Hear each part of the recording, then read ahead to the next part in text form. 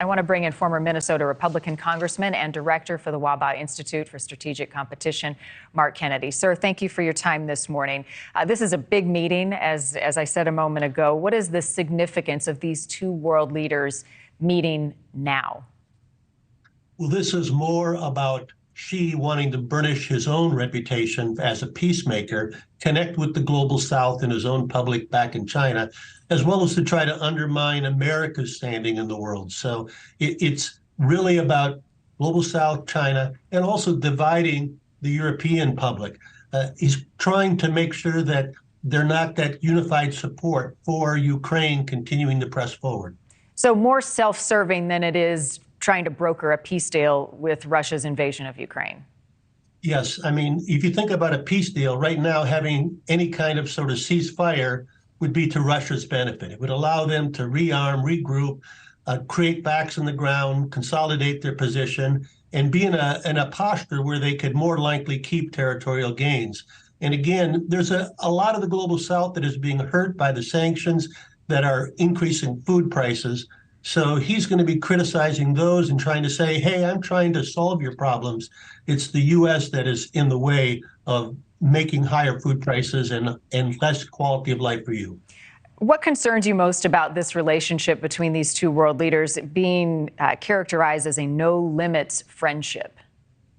Well, there's a lot of things Russia can do for China and makes China stronger, whether it be assured access to resources and oil and gas, but also their military technology. If you think about the capabilities that Russia has in space, the capabilities they have with nuclear subs, whether they would allow China to have patrols in the Arctic closer to America and other interests. There's a number of things that they can do in that. And they can also together be more of a diplomatic force whenever either one of them is doing something. And finally, if there was ever any action in Taiwan, the threat of a second front acting up again in Ukraine or elsewhere that Russia could provoke makes it a more risky situation for the United States and our allies. And how does this meeting now further complicate U.S.-China relations, given some of the recent events in the past few weeks?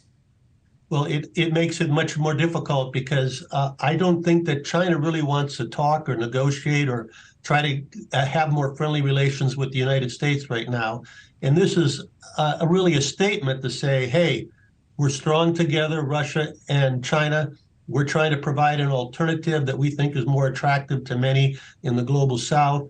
We're trying to be peacemakers. They're trying to portray the U.S. arming the Ukraine, as well as continuing what they're calling unilateral sanctions, even though they include a wide swath of countries in the West, as being the problem. So this is only going to aggravate the U.S.-China relations. And the State Department has indicated that President Biden will speak with China's President Xi Jinping at the appropriate time. Are we getting closer or further away from that appropriate moment?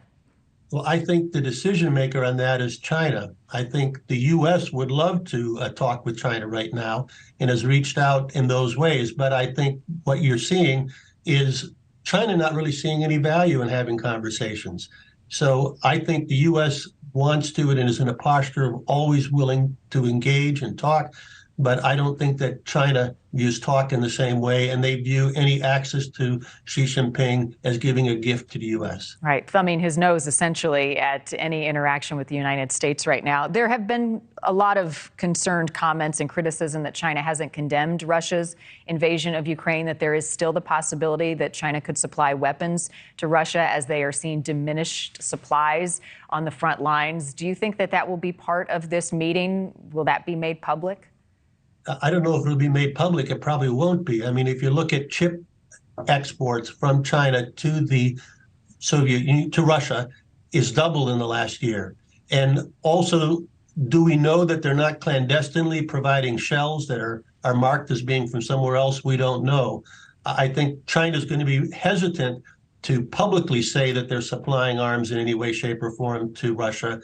But they're already providing dual use, whether it be bodyguard protection or other things, and they may be doing stuff clandestinely.